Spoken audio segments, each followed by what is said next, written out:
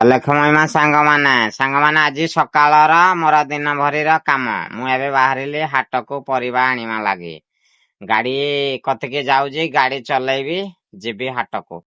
ଏବେ ମୁଁ ହାଟରେ ପହଞ୍ଚିଲି, ଆଳୁ ବାଛୁଛି। ଇଏ ଗୋଟେ ମୋର ସାନ ଭାଇ, ମତେ କହିଲା ଟିକେ ଆମର ଭିଡିଓ ଟିକେ କରିଦିଅ।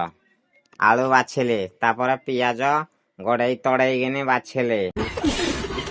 ଆଳୁ ପିଆଜ ଆଣି ସାରିଲା ପରେ ତାପରେ ବାଇଗଣ ଟମାଟର ଆଣିଲି। ହାଟ ମୁଁ ସଉଦା କରିକିନି ଘରକୁ ବାହାରିଲି। ଆମର ଅଟୋରୁ ଜିନିଷ ଲୋଡ କଲେ କରିକି ତାପରେ ମୁଁ ବାହାରି ମଇଧରପୁରରୁ କିଛି ମାଲ ଆଣିବା ନାଗି। ଏବେ ଜିନିଷ ଆମର କିଣା ସରିଲା, ଗାଡିରେ ଲୋଡ ଆମେ କରିଲୁ। ଇଏ ମୋ ପୁତୁରା ମୋ ଭଣଜା ଲୋଡ କରିବାରେ ନାଗିଛନ୍ତି। ଆମେ ଗାଡି ଚଲେଇକିନି ବାହାରି ଗଲୁ, ସବୁ ଘରକୁ ବାହାରି ଗଲୁ। ତାପରେ ଦୋକାନରୁ ଥଣ୍ଡାଟି ଆଣିଲୁ, ବାହାରି ଗଲୁ। ତାପରେ ବାଟରେ ରହିକି ଥଣ୍ଡା ଢାଳିଲୁ, ଆମେ ସମସ୍ତେ ପିଇଲୁ। ପୁଣି ଆଡୁ ମୁଁ ଗାଁକୁ ଗାଡି ଧରିକିନି ବାହାରି ଗଲି। ଗାଁରେ ମୁଁ ପହଞ୍ଚିଲି।